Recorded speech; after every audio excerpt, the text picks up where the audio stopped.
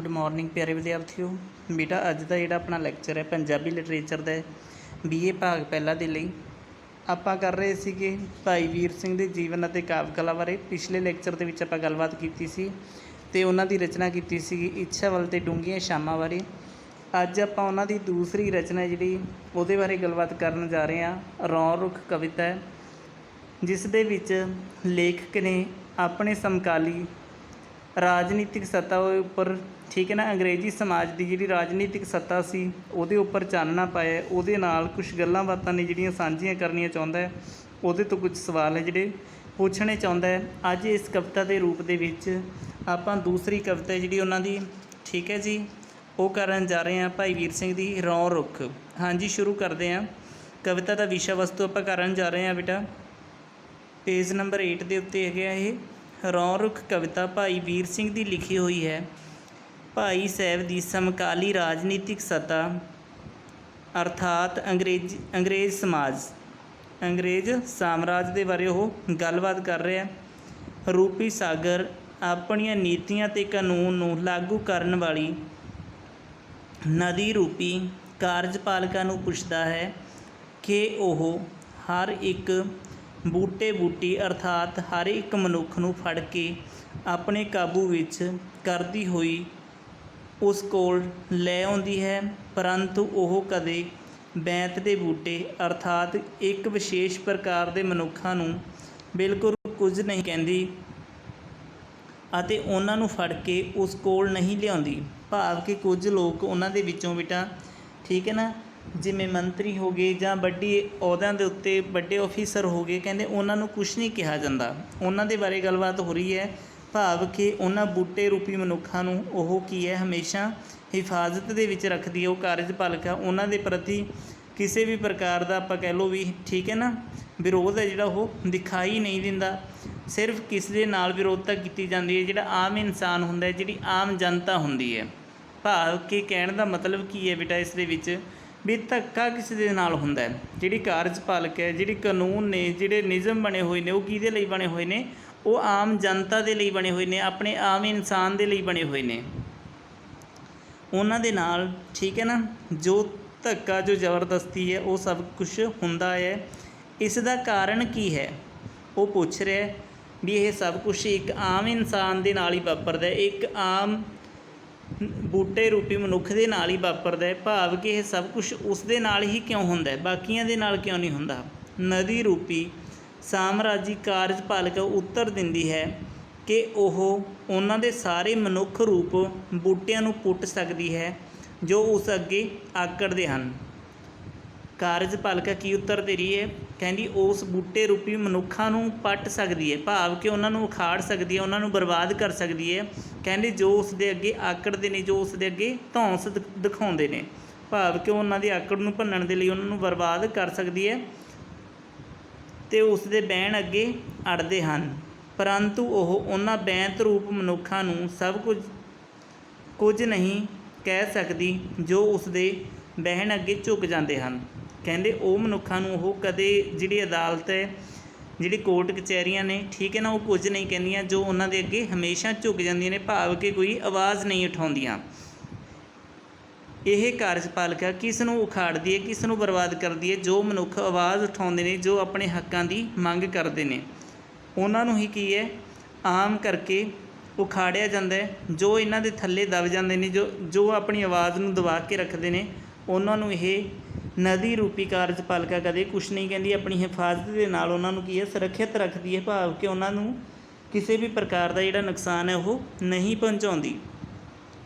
हाँ जी अगे है जो उसके बैण अगे झुक जाते हैं तो उसके रौं रुख के मुताबिक अपने आप नूं ढालते हुए बिल्कुल ही लम्मे पै जाते हैं। कहते वह हमेशा की सुरक्षित रहिंदे ने वो इंसान जो उसके रौं रुख के अनुसार जो उसदियां नीयतां के अनुसार जो उसके बैण के अनुसार ढल जाते हैं अपने आप नूं लम्मे विछा लेंदे ने। भाव कि किसी भी प्रकार की अड़चन है जिहड़े पैदा नहीं करते ठीक है ना वो मनुख की है हमेशा बचे रहंदे ने।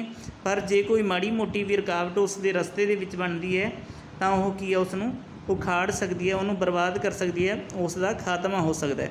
भाई साहब का भाव है कि उन्हां दी समकाली राजनीतिक सत्ता ਅੰਗਰੇਜ਼ ਸਾਮਰਾਜ ਉਹਨਾਂ ਲੋਕਾਂ ਨੂੰ ਹੀ ਸਜ਼ਾਵਾਂ ਅਤੇ ਦੁੱਖ ਦਿੰਦੀ ਸੀ ਜਿਹੜੇ ਲੋਕ ਉਸ ਦੇ ਰੌਂ ਰੁੱਖ ਦਾ ਵਿਰੋਧ ਕਰਦੇ ਸਨ। ਜਿਹੜੀ ਅੰਗਰੇਜ਼ ਸਰਕਾਰ ਸੀ ਬੇਟਾ ਕਿਸ ਨੂੰ ਜ਼ਿਆਦਾ ਸਜ਼ਾਵਾਂ ਦਿੰਦੀ ਸੀ? ਉਹਨਾਂ ਲੋਕਾਂ ਨੂੰ ਜੋ ਉਹਨਾਂ ਦਾ ਵਿਰੋਧ ਕਰਦੇ ਸੀ ਜਾਂ ਉਹਨਾਂ ਦੇ ਕਾਨੂੰਨਾਂ ਦੇ ਮੁਤਾਬਕ ਉਹਨਾਂ ਦੇ ਨਿਯਮਾਂ ਦੇ ਅਨੁਸਾਰ ਨਹੀਂ ਚੱਲਦੇ ਸਨ। ਉਹਨਾਂ ਨੂੰ ਹੀ ਕੀ ਹੈ ਸਜ਼ਾਵਾਂ ਦਿੱਤੀਆਂ ਜਾਂਦੀਆਂ ਸੀ, ਉਹਨਾਂ ਨੂੰ ਹੀ ਦੁੱਖ ਕਸ਼ਟ ਨੇ ਜਿਹੜੇ ਉਹ ਝੱਲਣੇ ਪੈਂਦੇ ਸੀ ਅਤੇ ਉਸ ਤੋਂ ਬਾਗੀ ਹੁੰਦੇ ਸਨ। ਪਰੰਤੂ ਉਹ ਲੋਕਾਂ ਨੂੰ ਕੁਝ ਵੀ ਨਹੀਂ ਸੀ ਕਹਿੰਦੀ ਜੋ ਉਸ ਦੇ ਰੌਂ ਰੁੱਖ ਨੂੰ ਪਛਾਣਦੇ ਹੋਏ ਉਸ ਦੇ ਮੁਤਾਬਕ ਆਪਣੇ ਆਪ ਨੂੰ ਢਾਲ ਲੈਂਦੇ ਸਨ। ਕਹਿੰਦੇ ਉਹਨਾਂ ਮਨੁੱਖਾਂ ਨੂੰ ਕਦੇ ਕੁਛ ਨਹੀਂ ਕਿਹਾ ਅੰਗਰੇਜ਼ੀ ਸਾਮਰਾਜ ਦੀ ਸਰਕਾਰ ਨੇ, ਅੰਗਰੇਜ਼ੀ ਸਾਮਰਾਜ ਦੀ ਸੱਤਾ ਨੇ। ਜੋ ਮਨੁੱਖ ਉਹਨਾਂ ਦੇ ਮੁਤਾਬਕ ਉਹਨਾਂ ਦੀਆਂ ਚਾਲਾਂ ਦੇ ਅਨੁਸਾਰ ਢਲਦੇ ਰਹੇ, ਜਿਨ੍ਹਾਂ ਨੇ ਆਪਣੀ ਆਵਾਜ਼ ਨੂੰ ਹਮੇਸ਼ਾ ਦਬਾ ਕੇ ਰੱਖਿਆ। ਭਾਈ ਸਾਹਿਬ ਦਾ ਇਸ ਰਵਾਈ ਵਿਚਲਾ ਇਹ ਵਿਚਾਰ ਉਹਨਾਂ ਦੀ ਆਪਣੀ ਅੰਗਰੇਜ਼ ਭਗਤੀ ਦਾ ਸੂਚਕ ਹੈ। ਅੰਗਰੇਜ਼ ਭਗਤੀ ਦਾ ਕੀ ਹੈ? ਸੂਚਕ ਹੈ। ਕਹਿੰਦੇ ਇਸ ਰਵਾਈ ਦੇ ਵਿਚਲੇ ਜਿਹੜਾ ਉਹਨਾਂ ਨੇ ਵਿਚਾਰ ਪੇਸ਼ ਕੀਤਾ ਹੈ ਕਿ ਉਹ ਲੋਕ ਜੋ ਆਪਣੀ ਆਵਾਜ਼ ਨੂੰ ਦਬਾ ਕੇ ਰੱਖਦੇ ਸੀ ਉਹ ਕੀ ਹੈ ਬੇਟਾ ਹਮੇਸ਼ਾ ਚੁੱਪ ਰਹਿ ਕੇ ਉਹਨਾਂ ਦੀ ਕਠਪੁਤਲੀ ਬਣ ਕੇ ਉਹਨਾਂ ਦੇ ਇਸ਼ਾਰਿਆਂ ਦੇ ਉੱਤੇ ਨੱਚਦੇ ਰਹਿੰਦੇ ਸੀ। ਇਹ ਉਹਨਾਂ ਦੀ ਕੀ ਹੈ ਅੰਗਰੇਜ਼ ਭਗਤੀ ਦਾ ਸੂਚਕ ਸੀ, ਭਾਵ ਕਿ ਉਹ ਉਹਨਾਂ ਦੇ ਭਗਤ ਬਣੇ ਹੋਏ ਸੀ। ਹਾਂਜੀ, ਅੱਗੇ ਇਸੇ ਕਵਿਤਾ ਦੀਆਂ ਕਾਵਿ ਵਿਸ਼ੇਸ਼ਤਾਵਾਂ ਨੇ ਪੁੱਤ, ਠੀਕ ਹੈ ਨਾ। ਕਾਵਿ ਗੁਣਾਂ ਤੋਂ ਆਪਾਂ ਇਹਨਾਂ ਨੂੰ ਪਹਿਚਾਨਣਾ ਹੈ ਵੀ ਕਿਹੜੇ ਕਿਹੜੇ ਛੰਦ, ਕਿਹੜੇ ਕਿਹੜੇ ਅਲੰਕਾਰ ਜਾਂ ਕਿਹੜੇ ਰਸ ਇਸ ਕਵਿਤਾ ਦੇ ਵਿੱਚ ਵਰਤੇ ਗਏ ਨੇ। ਉਹ ਸਾਰੀਆਂ ਚੀਜ਼ਾਂ ਆਪਾਂ ਇਹਨਾਂ ਨੂੰ ਕਾਵਿ ਵਿਸ਼ੇਸ਼ਤਾਵਾਂ ਦੇ ਪੱਖ ਤੋਂ ਪਰਖਾਂਗੇ। ਇਹ ਵੀ ਤੁਹਾਨੂੰ ਪੇਪਰ ਦੇ ਵਿੱਚ ਬੇਟਾ ਆ ਸਕਦਾ, ਤੁਸੀਂ ਵਧੀਆ ਤਰੀਕੇ ਨਾਲ ਕਰਨਾ। ਰੌਂ ਰੁੱਖ ਕਵਿਤਾ ਭਾਈ ਵੀਰ ਸਿੰਘ ਦੀ ਲਿਖੀ ਹੋਈ ਹੈ। ਇਸ ਕਵਿਤਾ ਦਾ ਵਿਸ਼ਾ ਇਹ ਪੇਸ਼ ਕਰਨਾ ਹੈ ਕਿ ਜਿਹੜੇ ਲੋਕ ਸਮੇਂ ਦੇ ਰੌਂ ਰੁੱਖ ਅਨੁਸਾਰ ਆਪਣੇ ਆਪ ਨੂੰ ਢਾਲ ਲੈਂਦੇ ਹਨ ਉਹਨਾਂ ਨੂੰ ਤਤਕਾਲੀ ਰਾਜਨੀਤਿਕ ਸੱਤਾ ਤੋਂ ਕੋਈ ਖਤਰਾ ਨਹੀਂ ਹੁੰਦਾ। ਭਾਈ ਵੀਰ ਸਿੰਘ ਬੇਟਾ ਇਸੇ ਦੇ ਵਿੱਚ ਇਹ ਵਿਚਾਰ ਪੇਸ਼ ਕਰਨਾ ਚਾਹੁੰਦਾ ਹੈ ਇਸ ਰਚਨਾ ਦੇ ਵਿੱਚ ਕਿ ਜੋ ਲੋਕ ਆਪਣੀ ਤਤਕਾਲੀ ਸੱਤਾ ਦੇ ਅਨੁਸਾਰ, ਭਾਵ ਕਿ ਵਰਤਮਾਨ ਸਰਕਾਰ ਦੇ ਅਨੁਸਾਰ ਆਪਣੇ ਆਪ ਨੂੰ ਢਾਲ ਲੈਂਦੇ ਨੇ, ਕੋਈ ਆਵਾਜ਼ ਨਹੀਂ ਉਠਾਉਂਦੇ, ਆਪਣੇ ਆਪ ਨੂੰ ਉਸ ਦੇ ਵਿੱਚ ਐਡਜਸਟ ਕਰ ਲੈਂਦੇ ਨੇ, ਉਹ ਲੋਕ ਕੀ ਹੈ ਹਮੇਸ਼ਾ ਸੁਖੀ ਰਹਿੰਦੇ ਨੇ, ਭਾਵ ਕਿ ਉਹਨਾਂ ਨੂੰ ਕਿਸੇ ਵੀ ਪ੍ਰਕਾਰ ਦਾ ਖਤਰਾ ਜਿਹੜਾ ਉਹ ਦੇਖਣ ਨੂੰ ਨਹੀਂ ਮਿਲਦਾ। ਪਰ ਜੇ ਕੋਈ ਉਹਦੀ ਆਵਾਜ਼ ਉਠਾਉਂਦਾ ਹੈ, ਜੇ ਕੋਈ ਉਹਨਾਂ ਦਾ ਵਿਰੋਧ ਕਰਦਾ ਤਾਂ ਉਹਨਾਂ ਨੂੰ ਕੀ ਹੈ ਉਸ ਸਰਕਾਰ ਤੋਂ ਖਤਰਾ ਹੋ ਜਾਂਦਾ ਹੈ। ਉਹ ਸਰਕਾਰ ਹੈ ਜਿਹੜੀ ਵਿਰੋਧੀ ਅਤੇ ਮਾਰੂ ਨੀਤੀਆਂ ਅਪਣਾਉਣ ਤੱਕ ਉਤਰ ਆਉਂਦੀ ਹੈ। ਪਰੰਤੂ ਜਿਹੜੇ ਲੋਕ ਸਮੇਂ ਦੇ ਰੌਂ ਰੁੱਖ ਦੇ ਵਿਰੋਧੀ ਜਾਂ ਉਸ ਤੋਂ ਬਾਗੀ ਹੁੰਦੇ ਹਨ, ਬਾਗੀ ਹੋਣਾ ਬੇਟਾ ਕਿਸੇ ਚੀਜ਼ ਦਾ ਵਿਰੋਧ ਕਰਨਾ, ਕਿਸੇ ਚੀਜ਼ ਦੀ ਟੱਕਰ ਲੈਣੀ, ਉਹਨਾਂ ਨੂੰ ਤਤਕਾਲੀ ਰਾਜਨੀਤਿਕ ਸੱਤਾ ਨਸ਼ਟ ਕਰ ਦਿੰਦੀ ਹੈ। ਕਵਿਤਾ ਦਾ ਇਹ ਵਿਸ਼ਾ ਚਿੰਨ੍ਹਾਤਮਕ ਰੂਪ ਵਿੱਚ ਭਾਈ ਵੀਰ ਸਿੰਘ ਦੀ ਅੰਗਰੇਜ਼ ਭਗਤ ਆਪਣੀ ਸ਼ਖਸੀਅਤ ਨੂੰ ਹੀ ਪੇਸ਼ ਕਰਦਾ ਹੈ। ਇਸ ਪ੍ਰਕਾਰ ਇਸ ਕਵਿਤਾ ਦੇ ਵਿਸ਼ੇ ਵਿੱਚੋਂ ਕਵੀ ਦਾ ਆਪਾ ਹੀ ਉਜਾਗਰ ਹੁੰਦਾ ਹੈ। ਇਸ ਕਵਿਤਾ ਦੇ ਵਿੱਚ ਆਪਾਂ ਨੂੰ ਕਵੀ ਦਾ ਜਿਹੜਾ ਆਪਾ ਹੈ ਉਹ ਨਜ਼ਰ ਆ ਰਿਹਾ ਹੈ।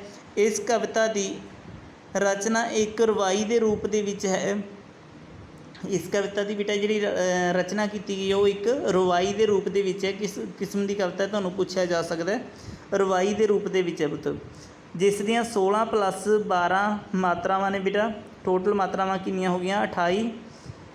28 ਮਾਤਰਾ ਦੀਆਂ 4 ਸਤਰਾਂ ਹਨ। ਵਜਨ ਤੋਲ ਵਿੱਚ ਵਾਧਾ ਘਾਟਾ ਵੀ ਹੈ। ਵਜਨ ਤੋਲ ਦੇ ਵਿੱਚ ਕਿਤੇ ਮਾਤਰਾ ਵੱਧ ਹੈ ਅਤੇ ਕਿਤੇ ਘੱਟ ਹੈ। ਪਰ ਇਸ ਵਿੱਚ ਨਦੀ ਦੇ ਹੜ੍ਹ ਵਰਗੀ ਰਵਾਨੀ ਹੈ। ਇਸ ਦੀ ਪਹਿਲੀ, ਦੂਜੀ ਅਤੇ ਚੌਥੀ ਤੁਕ ਦੇ ਤੁਕਾਂਤ ਮੇਲ ਨੇ ਬੇਟਾ ਜਿਹੜੇ ਮਿਲਦੇ ਨੇ, ਠੀਕ ਹੈ ਨਾ। ਲਿਆਵੇਂ, ਪਹੁੰਚਾਵੇਂ, ਜਾਵੇਂ ਆਪਸ ਵਿੱਚ ਮਿਲਦੇ ਹਨ, ਭਾਵ ਕਿ ਪਹਿਲੀ, ਦੂਜੀ ਅਤੇ ਚੌਥੀ ਅਤੇ ਤੀਜੀ ਤੁਕ ਕੀ ਹੈ ਪੁੱਤ? ਦੀ ਬੇਮੇਲ ਹੈ।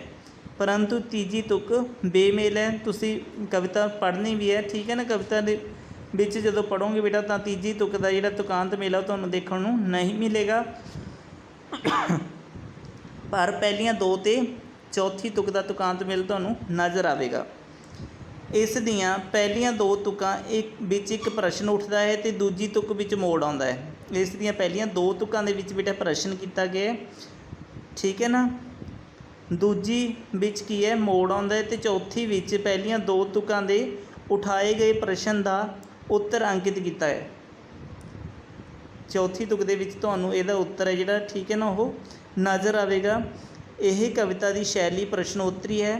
भाव कि प्रश्न भी किया गया बेटा, वह उत्तर भी है। प्रश्न उत्तरी शैली है, ਤੁਹਾਨੂੰ ਪੁੱਛਿਆ ਜਾ ਸਕਦਾ ਵੀ ਕਿਸ ਸ਼ੈਲੀ ਦੀ ਕਵਿਤਾ ਇਹ ਸ਼ਾਰਟ ਕੁਐਸਚਨਾਂ ਦੇ ਵਿੱਚ। ਇਸ ਦੀਆਂ ਪਹਿਲੀਆਂ ਦੋ ਤੁਕਾਂ ਵਿੱਚ ਸਾਗਰ ਬੋਲਦਾ ਅਤੇ ਅਗਲੀਆਂ ਦੋ ਤੁਕਾਂ ਵਿੱਚ ਨਦੀ ਦਾ ਉੱਤਰ ਅੰਕਿਤ ਹੈ। ਇਸ ਦੀਆਂ ਪਹਿਲੀਆਂ ਦੋ ਤੁਕਾਂ ਦੇ ਵਿੱਚ ਤੁਹਾਨੂੰ ਕੀ ਹੈ, ਸਾਗਰ ਬੋਲਦਾ ਦਿਖਾਇਆ ਗਿਆ ਅਤੇ ਅਗਲੀਆਂ ਦੋ ਤੁਕਾਂ ਦੇ ਵਿੱਚ ਨਦੀ ਉਹਦਾ ਉੱਤਰ ਦੇ ਰਹੀ ਹੈ। ਨਦੀ ਤੋਂ ਭਾਵ ਬੇਟਾ ਜਿਹੜੀ ਰਾਜਨੀਤਿਕ ਸੱਤਾ ਹੈ, ਠੀਕ ਹੈ ਨਾ, ਜਿਹੜੀ ਕਾਰਜਪਾਲਕ ਹੈ ਉਸ ਨੂੰ ਕਿਹਾ ਗਿਆ। ਕਵਿਤਾ ਦੀ ਸ਼ੈਲੀ ਵਿੱਚ ਗੰਭੀਰਤਾ ਅਤੇ ਬੌਧਿਕਤਾ ਦਾ ਅੰਸ਼ ਹੈ। ਇਸ ਦੀ ਭਾਸ਼ਾ ਕੇਂਦਰੀ ਪੰਜਾਬੀ ਹੈ, ਪਰੰਤੂ ਇਸ ਦੇ ਸ਼ਬਦ ਜੋੜ ਮਿਆਰੀ ਨਹੀਂ। ਇਸ ਦੇ ਜਿਹੜੇ ਸ਼ਬਦ ਜੋੜ ਨੇ ਬੇਟਾ ਉਹ ਮਿਆਰੀ ਭਾਸ਼ਾ ਦੇ ਵਿੱਚ ਨਹੀਂ ਹੈਗੇ।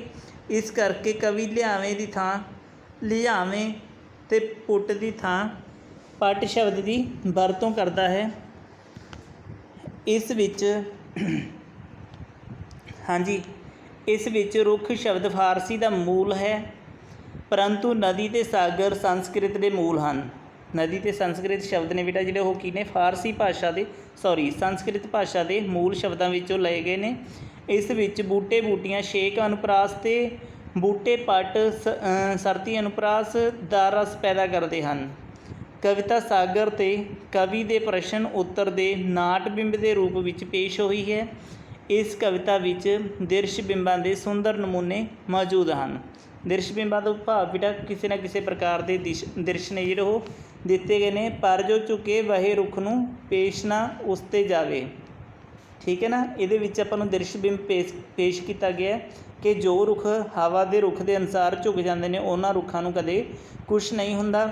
ਇਸੇ ਤਰ੍ਹਾਂ ਜੋ ਇਨਸਾਨ ਸਰਕਾਰ ਦੇ ਰੁੱਖ ਦੇ ਅਨੁਸਾਰ ਚੱਲਦਾ, ਸਰਕਾਰ ਦੀ ਮਰਜ਼ੀ ਦੇ ਅਨੁਸਾਰ ਚੱਲਦਾ, ਉਹ ਕੀ ਹਮੇਸ਼ਾ ਸਲਾਮਤ ਰਹਿੰਦਾ, ਪਰ ਜੋ ਨਹੀਂ ਚੱਲਦੇ ਉਹ ਕੀ ਹੈ, ਦਰੜੇ ਜਾਂਦੇ ਨੇ, ਭਾਵ ਕਿ ਉਹਨਾਂ ਨੂੰ ਨਸ਼ਟ ਕੀਤਾ ਜਾਂਦਾ। ਇਹੀ ਦ੍ਰਿਸ਼ ਬਿੰਬ ਬਣਦਾ ਬੇਟਾ, ਭਾਵ ਕਿ ਇੱਕ ਤਰ੍ਹਾਂ ਦਾ ਦ੍ਰਿਸ਼ ਹੈ ਜਿਹੜਾ ਸਾਹਮਣੇ ਪੇਸ਼ ਕੀਤਾ ਗਿਆ। ਜਿਸ ਤਰ੍ਹਾਂ ਤੂਫਾਨ ਦੇ ਸਾਹਮਣੇ ਜਿਹੜੇ ਰੁੱਖ ਝੁਕਣ ਵਾਲੇ ਹੁੰਦੇ ਨੇ ਬੇਟਾ ਉਹ ਟੁੱਟਦੇ ਨਹੀਂ, ਪਰ ਜਿਹੜੇ ਜ਼ਿਆਦਾ ਆਕੜ ਦੇ ਵਿੱਚ ਹੁੰਦੇ ਨੇ, ਭਾਵ ਕਿ ਖੜ੍ਹੇ ਹੁੰਦੇ ਨੇ, ਉਹ ਕੀ ਹੈ, ਤੂਫਾਨ ਦੀ ਤਾਕਤ ਦੇ ਅੱਗੇ ਮੁੜਦੇ ਨਹੀਂ, ਉਹ ਕੀ ਹੈ, ਟੁੱਟ ਜਾਂਦੇ ਨੇ। ਹਾਂਜੀ, ਇਸ ਵਿੱਚ ਕੁਦਰਤ ਦਾ ਰੌਚਿਕ ਮਾਨਵੀਕਰਨ ਕੀਤਾ ਗਿਆ ਹੈ। ਇਸ ਵਿੱਚ ਪ੍ਰਤੀਕਾਤਮਕ ਅੰਸ਼ ਵੀ ਹੈ।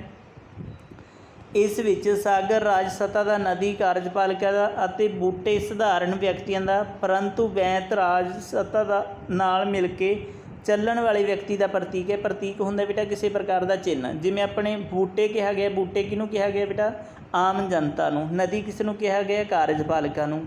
ਸਾਗਰ ਕਿਸ ਨੂੰ ਕਿਹਾ, ਰਾਜ ਸੱਤਾ ਨੂੰ, ਭਾਵ ਕਿ ਜਿਹੜੀ ਆਪਣੀ ਰਾਜ ਸੱਤਾ ਹੈ, ਉੱਚੇ ਹਾਈ ਅਥੋਰਿਟੀ, ਠੀਕ ਹੈ ਨਾ। ਇਸ ਕਵਿਤਾ ਵਿੱਚ ਅਦਭੁਤ ਰਸ ਪ੍ਰਧਾਨ ਹੈ, ਅਦਭੁਤ ਹੈਰਾਨ ਕਰਨ ਵਾਲਾ। ਇਸ ਕਵਿਤਾ ਦੇ ਵਿੱਚ ਕਿਹੜਾ ਰਸ ਹੈ ਬੇਟਾ, ਅਦਭੁਤ ਰਸ ਹੈ। ਸਮੁੱਚੇ ਤੌਰ 'ਤੇ ਕਵਿਤਾ ਕਾਵਿ ਵਿਸ਼ੇਸ਼ਤਾਵਾਂ ਨਾਲ ਭਰਪੂਰ ਹੈ, ਭਾਵ ਕਿ ਇਸ ਦੇ ਵਿੱਚ ਕਵਿਤਾ ਦੇ ਵਿੱਚ ਜਿਹੜੀਆਂ ਕਾਵਿ ਵਿਸ਼ੇਸ਼ਤਾਵਾਂ ਨੇ ਉਹ ਬਹੁਤ ਜ਼ਿਆਦਾ ਮਾਤਰਾ ਦੇ ਵਿੱਚ ਹੈਗੀਆਂ ਨੇ। ਹਾਂਜੀ ਬੇਟਾ, ਅੱਗੇ ਆਪਾਂ ਗੱਲਬਾਤ ਕਰਦੇ ਹਾਂ ਦੇਸ਼ ਪੰਜਾਬ ਕਵਿਤਾ ਦਾ ਸਾਰੰਸ਼ ਲਿਖੋ। ਇਹ ਕਵਿਤਾ ਧਨੀ ਰਾਮ ਚਾਤਰਿਕ ਦੀ ਹੈ ਬੇਟਾ। ਪਿਛਲੀ ਕਵਿਤਾ ਤੁਸੀਂ ਕਰ ਚੁੱਕੇ ਹੋ, ਰਾਧਾ ਸੰਦੇਸ਼ ਅਤੇ ਧਨੀ ਰਾਮ ਚਾਤਰਿਕ ਦੇ ਜੀਵਨ ਬਾਰੇ ਵੀ ਤੁਹਾਡੀ ਗੱਲਬਾਤ ਹੈ ਜਿਹੜੀ ਹੋ ਚੁੱਕੀ ਹੈ ਬੇਟਾ। ਅੱਜ ਆਪਾਂ ਧਨੀ ਰਾਮ ਚਾਤਰਿਕ ਦੀ ਦੂਸਰੀ ਕਵਿਤਾ ਜਿਹੜੀ ਉਸ ਦਾ ਵਿਸ਼ਾ ਵਸਤੂ ਕਰਨ ਜਾ ਰਹੇ ਹਾਂ ਬੇਟਾ। ਸ਼ੁਰੂ ਕਰਦੇ ਹਾਂ। ਦੇਸ਼ ਪੰਜਾਬ ਕਵਿਤਾ ਧਨੀ ਰਾਮ ਚਾਤਰਿਕ ਦੀ ਰਚਨਾ ਹੈ। ਇਸ ਕਵਿਤਾ ਦਾ ਵਿਸ਼ਾ ਵਸਤੂ ਕਵੀ ਦਾ ਪੰਜਾਬ ਪਿਆਰ ਹੈ। ਇਸ ਪਿਆਰ ਵਿੱਚ ਮੁਗਧ ਹੋਇਆ ਉਹ ਪੰਜਾਬ ਦੀ ਭੂਗੋਲਿਕ ਰੂਪ ਰੇਖਾ, ਪੰਜਾਬ ਦੀ ਧਰਤੀ ਅਤੇ ਉਸ ਦੀ ਖੁਸ਼ਹਾਲੀ, ਪੰਜਾਬ ਦੇ ਲੋਕਾਂ ਪੰਜਾਬੀ ਸੱਭਿਆਚਾਰ, ਪੰਜਾਬ ਦੇ ਇਤਿਹਾਸਿਕ ਅਤੇ ਮਿਥਿਹਾਸਿਕ ਗੌਰਵ, ਪੰਜਾਬ ਦੇ ਨੌਜਵਾਨਾਂ ਅਤੇ ਮੁਟਿਆਰਾਂ, ਪੰਜਾਬ ਦੇ ਸੂਰਮੇ ਸਿਪਾਹੀਆਂ ਦੁਆਰਾ ਵਿਦੇਸ਼ਾਂ ਦੀ ਧਰਤੀ ਉੱਪਰ ਲੜੀਆਂ ਲੜਾਈਆਂ ਸਮੇਂ ਦਿਖਾਈ ਸ਼ਾਨਦਾਰ ਬਹਾਦਰੀ, ਪੰਜਾਬ ਦੇ ਲੋਕ ਨਾਇਕਾਂ, ਗੁਰੂਆਂ, ਪੀਰਾਂ, ਅਵਤਾਰਾਂ, ਸੰਤਾਂ, ਭਗਤਾਂ ਅਤੇ ਸਰਬੰਸਦਾਨੀਆਂ ਦੀ ਮਹਿਮਾ ਗਾਉਂਦਾ ਹੋਇਆ ਕਹਿੰਦਾ ਹੈ ਕਿ ਉਹ ਸਾਰੇ ਸੰਸਾਰ ਦਾ ਪੇਟ ਪਾਲਣ ਵਾਲਾ ਹੈ। ਭਾਵ ਕਿ ਬੇਟਾ ਪੰਜਾਬ ਦੀ ਜਿਹੜੀ ਸਥਿਤੀ ਹੈ ਉਸ ਨੂੰ ਬਿਆਨ ਕੀਤਾ ਗਿਆ, ਪੰਜਾਬ ਦੀ ਵਡਿਆਈ ਕੀਤੀ ਗਈ ਹੈ। ਧਨੀ ਰਾਮ ਚਾਤਰਿਕ ਆਪਣੇ ਪੰਜਾਬ ਦੇ ਗੁਣਗਾਨ ਕਰਦਾ ਹੋਇਆ, ਉਸ ਦੀਆਂ ਵਡਿਆਈਆਂ ਕਰਦਾ ਹੋਇਆ, ਉਸ ਦੀਆਂ ਮਿੱਠੀਆਂ ਮਿੱਠੀਆਂ ਯਾਦਾਂ ਨੂੰ ਯਾਦ ਕਰਦਾ ਹੋਇਆ ਆਪਣੀ ਕਵਿਤਾ ਦੇ ਰੂਪ ਦੇ ਵਿੱਚ ਬਿਆਨ ਕਰ ਰਿਹਾ। ਕਵੀ ਕਹਿੰਦਾ ਹੈ ਕਿ ਹਰਾ ਭਰਾ ਪੰਜਾਬ ਦੁਨੀਆ ਦੇ ਦੇਸ਼ਾਂ ਦਾ ਸਰਦਾਰ ਹੈ, ਭਾਵ ਕਿ ਸਾਰਿਆਂ ਤੋਂ शानदार इहदी जिहड़ी झलक है। उस दे सिर उपर पर्वतां दे सेरिਆਂ नाल लद्दिया मुकुट धर के रब ने इस नूं लाड़े वांग शिंगारिया है। इस धरती उपर 5 दरियावां ने लहर वैर लाई है। नहरां ने इस नूं गुलजार बना दिता है, भाव के इहदे विच खुशहाली है जिहड़ी ओह भर दित्ती है। किवें फसलां नूं पैदा करके बेटा, ठीक है ना। गुलजार नहरां दे नाल किवें खिड़ गई है, भाव के रंग बिरंगियां फसलां ने जिहड़ियां तरह तरह दीयां फसलां ने, तरह तरह का अनाज इत्थे पैदा हुंदा है। यह अन्ना धनां दा भंडार है। इस दे मैदानां विच हरियां भरियां फसलां हुंदियां हन। इस दे पहाड़ बर्फां नाल लदे होए हन। इस दे माझे मालवे दड़प बार कंडी बेटा पाकिस्तान के इलाके आगे ते विच पूर्वी पंजाब के भी हैगे ने, जिवें माझा ते मालवा, ठीक है जी। डूगर मैन दुआब लम्मा धनी ते पोठोहार के इलाकों विच किसान हल पंजालियां नाल मेहनत करके खूब फसलां पैदा करते हैं। उन्हां द्वारा खेतों विचों फसलां स्वादले ते रसीले फल फुल पैदा करके इसनूं भुखियां नंगियां दा माँ बाप कहा जाता है। इत्थों दे लोग कुंडियां बूरियां मੱਝਾਂ दे चौणे चार के दुध घिओ दीयां नहरां वगाउंदे हन, भाव के दुध घिओ की इत्थे कोई कमी नहीं। इस धरती के उत्ते इत्थों दे लोग ने बहुत मेहनत करके, ठीक है ना, अपने हलां दे नाल अपने मेहनत के नाल तरह तरह दी जिहड़ियां फसलां ने ओह पैदा करते हैं। इस करके इन्हां नूं की कहा जाता बेटा, अन्न का भंडार कहा जाता है। भाव कि इत्थे तरह तरह दी फसलां तरह तरह का अनाज है जिहड़ा ओह पैदा किया जाता है। इस तरह पंजाब एक भंडारी वांग अन्न ते खाण पीण का समान वरता के पेट की अग बुझाउंदा है। पंजाब के शहर दिल्ली ने अंग्रेज़ों के दिल नूं मोह लिया। उन्होंने कलकत्ते नूं छड्ड के इस शहर नूं अपनी राजधानी बना लिया। पंजाब के शिमले की सुंदरता इंद्रपुरी नूं मात पाउंदी है। इस दे मरी भागसू ते कश्मीर ने इस नूं भाग लाए हैं। भाव कि इत्थे कुदरती सुंदरता बेटा जिहड़ी इह देखी जाती है। कुदरती सुंदर दृश्य ने जिहड़े वो बहुत ही ज़्यादा मनमोहने ने। लाहौर सुंदर शहर बन गया। भाव कि बेटा ये सारी गलबात किस नूं हो रही है, दोनों पंजाब जदों एक होंदे सीगे उस नूं मुख रख के गल हो रही है। कि तुसीं ये समझो भी पूर्वी पंजाब जां पश्चिमी पंजाब बारे गलबात हो रही है, पुराने पंजाब की गलबात हो रही है। क्योंकि पुराने पंजाब दे विच सब कुछ पहला अपना साझा सी ते वंड होने तो बाद अलग अलग होके सब कुछ वंडिया गया। इसका अमृतसर स्वर्ग नूं भी भरमा दिंदा है ते ਲੱਖਾਂ लोग दरबार साहिब आके नतमस्तक हुंदे हन। भाव कि ਲੱਖਾਂ लोग ने भी की अपना सिर झुकाउंदे ने इत्थे आके ते नमस्कार है जिहड़ी ओह करदे ने। पंजाब दे जोबन ते हुसन दी रीस नहीं। इत्थों दे नौजवानों के चेहरिਆਂ उत्ते नूर वरसदा है ते लालियां भखदियां हन। इस दे सूरमे सिंह कुंडियां मुछां वाले डोगर कालियां पट्टियां वाले पोठो हारना चौड़ियां हिक्कां ते मस्त अखां वाले सोहणे शैल जवानां दे दर्शन करके भुख लै जाती है। भाव कि इत्थों के गभरू ने जिहड़े बेटा शैल शवीले ने ते मुटियारां ने जिहड़ियां बहुत ही ज़्यादा सोहणियां ने, बहुत ही ज़्यादा सुंदर ने, जिन्हां नूं देख के अपने मन की जिहड़ी भुख है वो लथ जाती है। प्रदेश विच हर थां बहादुर पंजाबियां ने अपनियां कामयाबियां दे झंडे गड्ढे हैं। वो थोड़ा खांदे ते बहुती कमाई करते हैं।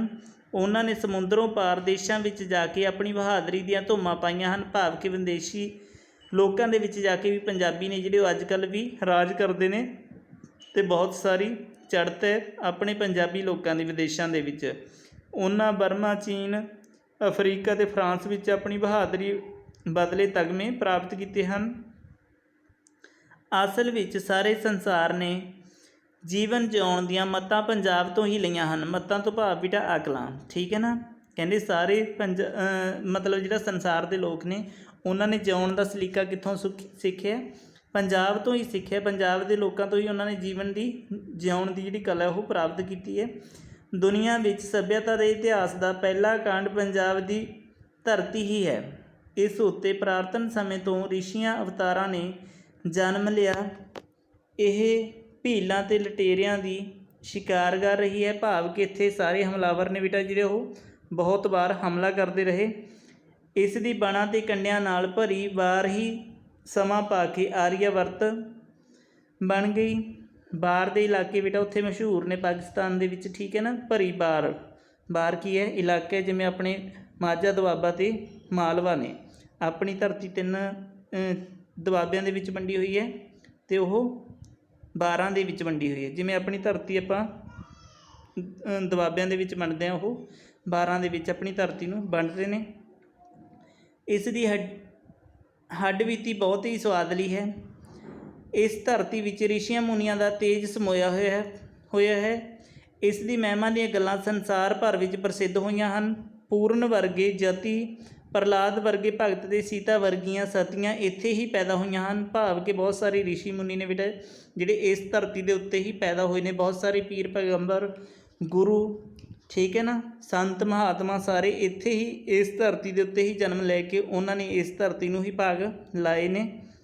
ਹਾਂਜੀ, ਇੱਥੇ ਹੀ ਸ਼੍ਰੀ ਰਾਮ ਚੰਦਰ ਵੱਲੋਂ ਅਸ਼ਵਮੇਧ ਜਗ ਕਰਕੇ ਛੱਡਿਆ ਘੋੜਾ ਅਤੇ ਉਹਨਾਂ ਦੇ ਪੁੱਤਰ ਲਵ ਅਤੇ ਕੁਸ਼ ਨੇ ਬੰਨ੍ਹ ਕੇ ਉਹਨਾਂ ਦੀਆਂ ਫੌਜਾਂ ਨਾਲ ਟੱਕਰ ਲੈ ਕੇ ਵਾਪਸ ਮੋੜ ਦਿੱਤਾ ਸੀ। ਕੌਰਵਾਂ ਪਾਂਡਵਾਂ ਦਾ ਮਹਾਂਭਾਰਤ ਵੀ ਇੱਥੇ ਹੋਇਆ ਸੀ, ਜਿਸ ਵਿੱਚ 18 ਖੂਣੀਆਂ ਗਰਕ ਹੋਈਆਂ ਸਨ। ਪੰਜਾਬ ਦਾ ਇਤਿਹਾਸ ਉਥਲਾਂ ਪੁਥਲਾਂ, ਹਨੇਰੀਆਂ, ਤੂਫਾਨਾਂ, ਲੁੱਟਾਂ, ਧਾਵਿਆਂ, ਭਾਜੜਾਂ ਅਤੇ ਘੱਲੂਕਾਰਿਆਂ ਨਾਲ ਭਰਪੂਰ ਹੈ। ਇੱਥੇ ਸੁੱਤੇ ਲੋਕਾਂ ਨੂੰ ਜਗਾਉਣ ਵਾਲੇ ਕਈ ਮਹਾਂਪੁਰਸ਼ ਪੈਦਾ ਹੋਏ ਹਨ। ਭਾਵ ਕਿ ਲੋਕਾਂ ਨੂੰ ਮੱਤ ਦੇਣ ਵਾਲੇ ਬਹੁਤ ਗੁਰੂ ਪੀਰ ਜਿਹੜੇ ਬਹੁਤ ਹੀ ਜ਼ਿਆਦਾ ਮਹਾਨ ਲੋਕ ਇੱਥੇ ਪੈਦਾ ਹੋਏ ਨੇ, ਠੀਕ ਹੈ ਨਾ। ਉਹਨਾਂ ਨੇ ਹੀ ਆਪਣੇ ਜੀਵਨ ਨੂੰ ਤਾਰਿਆ, ਉਹਨਾਂ ਨੇ ਹੀ ਆਪਣੇ ਲੋਕਾਂ ਨੂੰ ਸਿੱਧਾ ਰਸਤਾ ਜਿਹੜਾ ਉਹ ਦਿਖਾਇਆ। ਭਾਵ ਕਿ ਫਾਲਤੂ ਦੇ ਪਖੰਡਾਂ ਤੋਂ ਮੁਕਤੀ ਪ੍ਰਾਪਤ ਜਿਹੜੀ ਉਹ ਕਰਵਾਈ ਹੈ। ਕਈ ਸੁਲਤਾਨ ਸੁੱਤੇ ਦੇ ਸੁੱਤੇ ਹੀ ਰਹਿ ਗਏ। ਸਿਰ ਤਲੀ ਧਰ ਕੇ ਕੁਰਬਾਨੀਆਂ ਕਰਨ ਵਾਲੇ ਯੋਧੇ ਵੀ ਇੱਥੇ ਹੀ ਪੈਦਾ ਹੋਏ ਹਨ। ਕਹਿੰਦੇ ਜਿਨ੍ਹਾਂ ਨੇ ਸਿਰ ਤਲੀ 'ਤੇ ਧਰ ਕੇ ਕੁਰਬਾਨੀਆਂ ਦਿੱਤੀਆਂ ਉਹ ਵੀ ਇੱਥੇ ਹੀ ਪੈਦਾ ਹੋਏ ਨੇ। ਇਹ ਅਵਤਾਰਾਂ ਆਰਿਫਾਂ, ਹੱਡੀਆਂ ਤਪੀਆਂ ਮਸਤਾਨੀਆਂ ਰੂਹਾਂ, ਸੂਰਵੀਰਾਂ, ਕਵੀਸਰਾਂ, ਵਿਦਵਾਨਾਂ, ਭਗਤਾਂ, ਧਰਮੀਆਂ, ਬ੍ਰਹਮ ਗਿਆਨੀਆਂ, ਆਸ਼ਕਾਂ, ਸਾਧਕਾਂ, ਸਰਵੰਸਦਾਨੀਆਂ ਅਤੇ ਸ਼ਹੀਦਾਂ ਦੀ ਧਰਤੀ ਹੈ। ਪੰਜਾਬ ਅਕਲ ਦਾ ਕੋਟ ਹੈ, ਤੇਜ ਦਾ ਧਨੀ ਹੈ, ਧਰਮ ਦਾ ਖੇਤਰ, ਭਗਤੀ ਦਾ ਭੰਡਾਰ, ਕਾਰੀਗਰੀਆਂ ਅਤੇ ਹਿਕਮਤਾਂ ਦਾ ਉਸਤਾਦ, ਨੀਤੀ ਦੁਆਰਾ ਸ਼ੀਲਤਾ ਅਤੇ ਸੱਭਿਅਤਾ ਦਾ ਧਾਰਨੀ, ਹੀਰਿਆਂ ਅਤੇ ਲਾਲਾਂ ਦੀ ਖਾਣ, ਕਾਵ ਕੋਸ਼ ਦਾ ਕੁੰਜੀ, ਬਰਦਾਰ ਅਤੇ ਦੁਨੀਆ ਨੂੰ ਇਲਮ ਦੇਣ ਵਾਲਾ ਤਕਸ਼ਿਲਾ ਦਾ ਮਾਲਿਕ ਹੈ। ਭਾਵ ਕਿ ਬਹੁਤ ਸਾਰੇ ਗੁਣ ਨੇ ਜਿਹੜੇ ਆਪਣੇ ਪੰਜਾਬ ਦੇ ਵਿੱਚ ਪਾਏ ਜਾਂਦੇ ਨੇ। ਸਾਰਾ ਕੁਛ ਇੱਥੇ ਪੰਜਾਬ ਦੇ ਵਿੱਚ ਹੀ ਹੋਇਆ, ਪੰਜਾਬ ਦੇ ਵਿੱਚ ਹੀ ਇਹ ਸਭ ਕੁਛ ਜਿਹੜੇ ਗੁਣ ਨੇ ਉਹ ਪਾਏ ਜਾਂਦੇ ਨੇ। ਹਾਂਜੀ, ਇਸ ਦੀਆਂ ਰੁੱਤਾਂ ਮਿੱਠੀਆਂ, ਰੂਪ ਅਪਾਰ, ਵੰਸ਼ ਉਜਲਾ, ਬੋਲ ਮਿੱਠਾ, ਚੜ੍ਹਤ ਬਾਂਕੀ ਅਤੇ ਚਿਹਰਾ ਸ਼ਾਨਦਾਰ। ਇਹ ਸਾਹੂਕਾਰ ਵੀ ਅਤੇ ਸਿਪਾਹੀ ਕਿਰਤੀ ਅਤੇ ਕਿਸਾਨ ਵੀ। ਇਸ ਦਾ ਵਣਜ ਵਪਾਰ ਉੱਚਾ ਸੁੱਚਾ ਅਤੇ ਸਾਰਾ ਸੰਸਾਰ ਇਸ ਦਾ ਦਿੱਤਾ ਖਾਂਦਾ ਹੈ। ਇਸ ਕਰਕੇ ਬੇਟਾ ਆਪਾਂ ਪੰਜਾਬ ਨੂੰ ਕੀ ਕਹਿੰਦੇ ਹਾਂ? ਅੰਨਦਾਤਾ ਕਹਿੰਦੇ ਹਾਂ। ਸੱਚਮੁੱਚ ਹੀ ਅੱਜ ਤੋਂ 60-70 ਸਾਲ ਪਹਿਲਾਂ ਪੰਜਾਬ ਅਜਿਹੀਆਂ ਵਡਿਆਈਆਂ ਦਾ ਮਾਲਕ ਸੀ। ਭਾਵ ਕਿ ਬੇਟਾ ਆਪਾਂ ਪੁਰਾਣੇ ਪੰਜਾਬ ਨੂੰ ਕਹਿ ਰਹੇ ਹਾਂ। ਪੁਰਾਣੇ ਪੰਜਾਬ ਦੀ ਇਹ ਜਿਹੜੀ ਵਡਿਆਈ ਹੈ ਉਹ ਕੀਤੀ ਜਾ ਰਹੀ ਹੈ ਅੱਜ ਤੋਂ 70-80 ਵਰ੍ਹੇ ਪਹਿਲਾਂ ਦੀ ਗੱਲ, ਠੀਕ ਹੈ ਨਾ। ਇਹਨਾਂ ਨੇ 60-70 ਲਿਖਿਆ, 70-80 ਵਰ੍ਹੇ ਪਹਿਲਾਂ ਦੀ ਗੱਲ ਹੈ, ਜਦੋਂ ਪੰਜਾਬ ਦੇ ਵਿੱਚ ਇਹ ਸਾਰੀਆਂ ਵਡਿਆਈਆਂ ਨੇ, ਸਾਰੇ ਗੁਣ ਨੇ ਜਿਹੜੇ ਉਹ ਪਾਏ ਜਾਂਦੇ ਸੀਗੇ। ਭਾਵ ਕਿ ਇਹਦੀ ਸਿਫਤ ਕੀਤਿਆਂ ਮੁੱਕਦੀ ਨਹੀਂ ਸੀ, ਠੀਕ ਹੈ ਨਾ। ਇਹਦੇ ਵਿੱਚ ਬੇਅੰਤ ਗੁਣ ਸੀਗੇ ਜਿਹੜੇ ਉਹ ਸਮਾਏ ਹੋਏ ਸੀਗੇ। ਅੱਜ ਕੱਲ੍ਹ ਤਾਂ ਆਪਣੇ ਪੰਜਾਬ ਦੇ ਵਿੱਚ ਆਪਾਂ ਸਿਰਫ ਵਡਿਆਈ ਕਰਨ ਜੋਗੇ ਹੀ ਰਹਿ ਗਏ ਹਾਂ, ਬਲਕਿ ਲੋਕਾਂ ਦੇ ਵਿੱਚ ਪਖੰਡ ਨੇ ਜਿਹੜੇ ਉਹ ਜ਼ਿਆਦਾ ਪੈਦਾ ਹੋ ਚੁੱਕੇ ਨੇ। ਹਾਂਜੀ, ਅੱਗੇ ਹੈਗੇ ਪਰੰਤੂ ਸਮੇਂ ਦੇ ਦੌਰ ਨੇ ਅੱਜ ਪੰਜਾਬ ਤੋਂ ਅੰਨ ਧਨ ਅਤੇ ਇਲਮ ਦੀ ਸਾਰੀ ਸ਼ਾਨ ਖੋਹ ਲਈ ਹੈ। ਕਵੀ ਨੇ ਆਪਣੇ ਵਿਸ਼ੇ ਨੂੰ ਆਪਣੇ ਸਮੇਂ ਦੇ ਅਨੁਸਾਰ ਯਥਾਰਥਕ ਰੂਪ ਵਿੱਚ, ਯਥਾਰਥ ਹੁੰਦਾ ਬੇਟਾ ਸੱਚ, ਠੀਕ ਹੈ ਨਾ, ਸੱਚ ਦੇ ਰੂਪ ਵਿੱਚ ਸਰਲ ਸਪਸ਼ਟ ਤਰੀਕੇ ਨਾਲ ਬਿਆਨ ਕੀਤਾ। ਭਾਵ ਕਿ ਕਿਸੇ ਨੇ ਪ੍ਰਕਾਰ ਦੀ ਜਿਹੜੀ ਲੁਕੋ ਹੈ ਕਵੀ ਨੇ ਉਹ ਨਹੀਂ ਰੱਖੀ। ਆਪਣੇ ਸਮੇਂ ਦੇ ਜਿਹੜੇ ਆਪਾਂ ਕਹਿ ਲਓ ਵੀ ਗੁਣ ਸੀਗੇ ਉਹ ਬਿਆਨ ਕੀਤੇ ਨੇ। ਹਾਂਜੀ ਬੇਟਾ, ਅੱਗੇ ਦੇਸ਼ ਪੰਜਾਬ ਕਵਿਤਾ ਦੀ, ਠੀਕ ਹੈ ਨਾ, ਕਾਵ ਕਲਾ ਆਪਾਂ ਦੇਖਣੀ ਹੈ, ਕਾਵ ਵਿਸ਼ੇਸ਼ਤਾਵਾਂ ਦੇਖਣੀਆਂ ਨੇ। ਇਹਦੇ ਵਿੱਚ ਪਹਿਲਾਂ ਇਹਦਾ ਵਿਸ਼ਾ ਵਸਤੂ ਆ ਜਾਏਗਾ, ਉਸ ਤੋਂ ਬਾਅਦ ਤੁਸੀਂ ਕੀ ਪਰਖ ਕਰਨੀ ਹੈ, ਇਹਦੇ ਵਿੱਚ ਕਿਹੜੇ ਛੰਦ ਦਿੱਤੇ ਨੇ, ਕਿਹੜੇ ਅਲੰਕਾਰ ਦਿੱਤੇ ਨੇ, ਠੀਕ ਹੈ ਨਾ। ਇਹ ਕਵਿਤਾ ਕਿਸ ਪ੍ਰਕਾਰ ਦੀ ਹੈ ਉਹ ਸਭ ਕੁਛ ਇਹਦੇ ਵਿੱਚ ਦਿੱਤਾ ਹੋਇਆ ਹੈ। ਇਸੇ ਤਰ੍ਹਾਂ ਤੁਸੀਂ ਬਿਆਨ ਕਰਨਾ ਹੈ। ਇਹਦੇ ਕਾਵ ਕਲਾ ਤੋਂ ਆਪਾਂ ਕੀ ਇਹਦੀ ਪਰਖ ਹੈ ਜਿਹੜੀ ਉਹ ਕਰਨੀ ਹੈ। ਬਾਕੀ ਆਪਾਂ ਅਗਲੇ ਲੈਕਚਰ ਦੇ ਵਿੱਚ ਕਰਾਂਗੇ। ਧੰਨਵਾਦ ਬੇਟਾ।